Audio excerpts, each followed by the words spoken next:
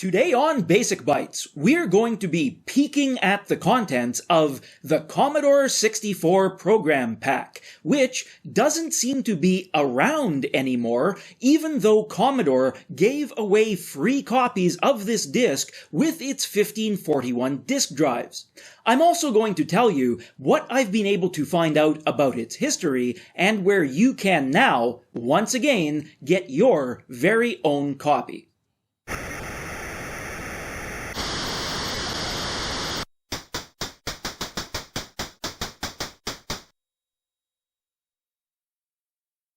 Greetings, it's JC at Basic Bytes. I have just unearthed an original disc copy of the Commodore 64 Program Pack. This is an official compilation of software released by Commodore, which seems to have fallen off the radar in recent decades. Therefore, I have just finished imaging this disc and uploading it to the internet. Unlike most software from the 1980s, which is now generally considered to be abandonware, the programs on this disk were, reportedly, all public domain to begin with. As such, I encourage you to download the disk image and redistribute it with impunity. If you haven't previously heard of the Program Pack, that isn't entirely surprising. Today in 2022, doing an internet search for the exact phrase Commodore 64 Program Pack returns very few hits of any relevance whatsoever.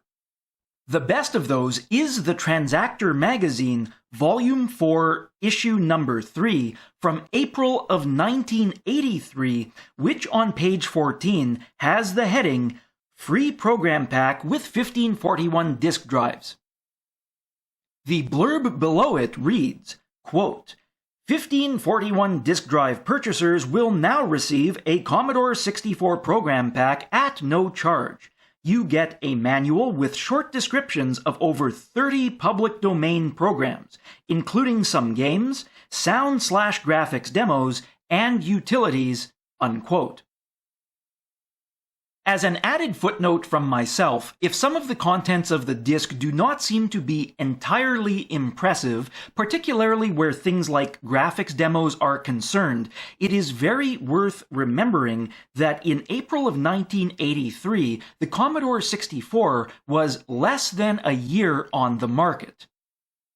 This was very much a time when users as well as programmers were in the early stages of discovering what the Commodore 64 could do, a process which, in various ways, continues to this very day 4 decades later. Unfortunately, I was unable to find any specific information on what the duration was that Commodore continued to distribute the Program Pack. I also do not know whether the Program Pack was distributed in addition to or in lieu of the much better known 1541 test demo disc, which received several revisions during the lifetime of the 1541 disk drive and for which there are numerous disk images available for download online. One of my very few other useful finds was the Toronto Pet Users Group newsletter, Volume 6, Issue Number 6, from the spring of 1999. In its used software section, copies of the Program Pack are being offered at $3 each. Thus, we know that the physical discs continued to bounce around in the wild, at least until close to the turn of the new millennium, after which it seems as though it simply slipped through the cracks of modern-day preservation efforts. Looking at the contents of the disc, we must revisit the claim that it contains over 30 public domain programs. That was undoubtedly relayed to the Transactor by Commodore, and it represents their marketing department in typical fashion. There are indeed more than 30 program files on this disk. However, Including the menu program, which loads the other programs, there are only 22 individual pieces of software on this disk, or software applications if you prefer, as a good number of them consist of multiple program files. One interesting thing to note is that various files within the directory contain a leading space in their file name. This in itself does not prevent the user from directly loading these files, but the indentation does indicate that there is something different about them, and indeed these are supplementary files that work with the various applications on the disk and are not meant to be loaded directly. There is also a second reason for those leading spaces, which I will explain in a bit. The menu system for the disk loads with the typical load star, 8, 1.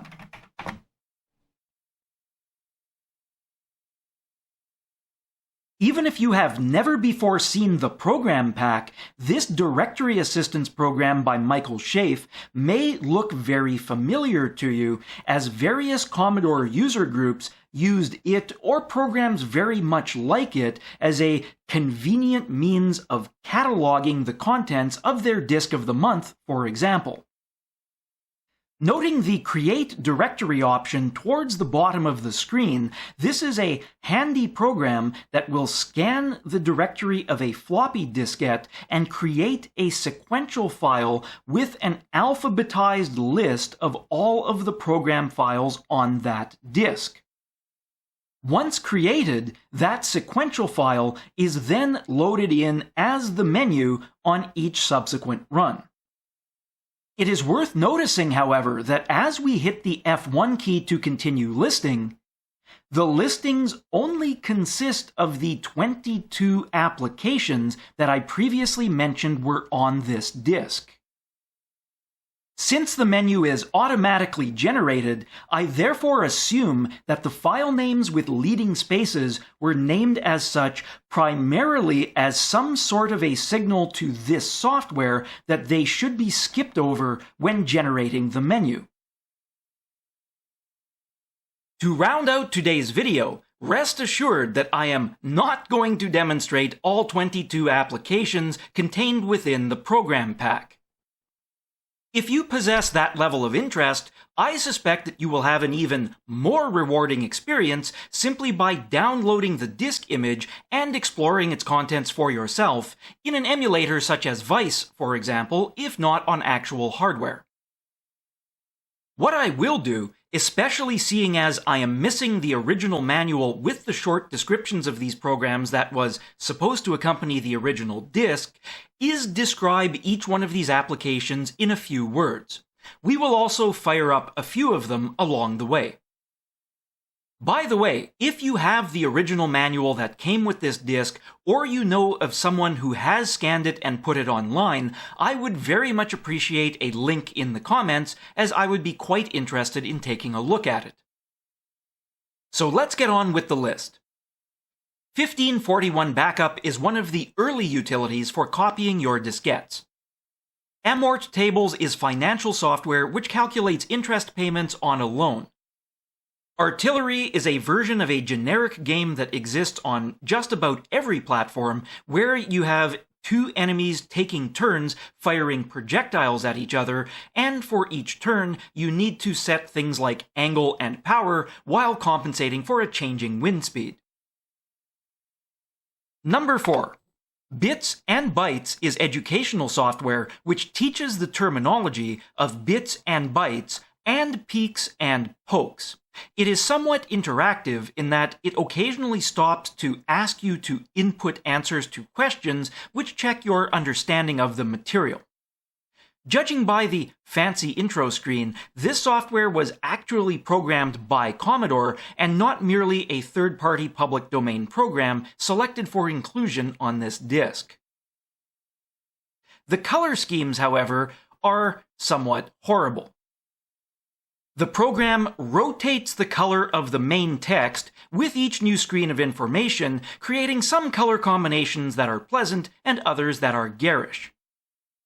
Personally, I just find it rather amusing that a Commodore logo sprite is being used as a reverse Pac-Man regurgitating text as it moves across the screen.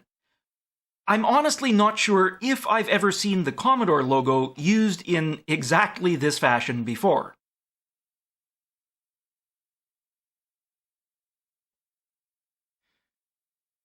C64.menu is this directory assistance program that you are looking at right now. If you run it, you're going to end up straight back here. Apparently, the program is not aware of its own file name. With that in mind, perhaps it could have been alternatively titled Spiritual Assistance 64, seeing as it is so very adept at finding itself. Calendar claims to be a perpetual calendar, and on that it actually delivers. I have tested it out, and it is indeed Y2K compliant. CareBoot fires up an on-screen character editor, which you can use for designing and modifying your own custom character sets. Number 8, the color test, may help you to avoid some of the terrible color combinations which we were previously discussing. While it isn't the most impressive piece of software on the disk, I'm not sure if I've ever had all 16 colors in the Commodore 64 color palette displayed on screen in the same frame in any one of my previous videos. This, therefore, will be a nice little test for my video capture device. If you press the spacebar, it cycles the background color.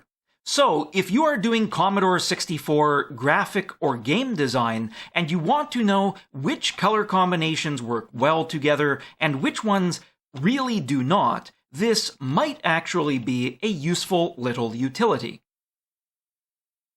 Concentration is the classic game where you are flipping 2 cards at a time, trying to remember what symbols you saw where in order to make pairs and clear the board. In this case, because it's played on the text screen, you are in fact matching words rather than symbols. Demo Joystick is a simple joystick port tester. Funny, it seems as though we just did an episode on that very thing. Dump is a utility that accepts the name of a file on the disk and then dumps the contents of that file into hex. High-Res Loader loads a lovely, high-resolution image of a lady named Karen. The artwork was of course made in the days long before that name became an unfortunate and, as far as I'm concerned, frankly bizarre sort of insult. And for those of you that are wondering, no, it is not that kind of image of a lady. This is a family diskette. Number 13, Labyrinth. This game is my favorite thing on this disc. Your objective is to escape from a randomly generated maze of dimensions that you enter. I'm simply going to play a 2x2 labyrinth because it will barely take a moment to solve. Watch closely after I enter the second value, as the solution to the maze will be flashed on screen for a brief instant.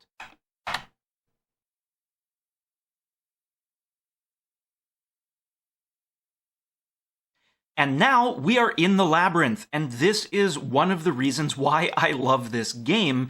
It works on the text screen and uses Petsky enforced perspective to draw the labyrinth as a 3D environment. To play the game, you use the F, R, and L keys to move forward, turn right, or turn left, respectively. So, entering the labyrinth, we hit forward. And the environment is redrawn. When you see a checkerboard pattern straight ahead, that is a wall. What you ultimately want to see is dark blue straight ahead, as that indicates the exit. We're obviously hitting a dead end here, so we're going to turn right, move forward into the next corridor, and turn left. And lo and behold, we've discovered the exit, so we move forward. And then we move forward once more. And we are out. The other thing that I really like about this, if I can come to a point where I can break out of the program to show you, is that it is written entirely in BASIC version 2. Wolfenstein 3D, eat your heart out. Lemonade is a text-based game that simulates running a lemonade stand. Between budgeting for your supplies, checking the weather, and setting your prices, the goal is to make the largest amount of profit possible by the end. Load ADDR, aka load address, does just that and tells you what the load address is for any given program file on your disk. Moving on to the final 7, Mortgage is another financial program in which you key in the terms of your mortgage and it calculates payments and interest. Organ converts your keyboard into a sound machine with keys on your keyboard becoming keys on an organ which can be played. It offers a number of settings that allow you to tweak the sound of the SID chip. Snoopy Math is pretty much what it sounds like. It's an educational math game with a nod towards the Peanuts character who enjoys sleeping on top of his doghouse. Songs is a program that can play 2 classic tunes arranged for the SID chip by the legendary Jim Butterfield. Number 20, Sound Effects. I expected these to be a disappointment, but they're actually pretty cool. A few of them I even found to be game-worthy, such as the futuristic ray gun, or the Old West classic gunfire,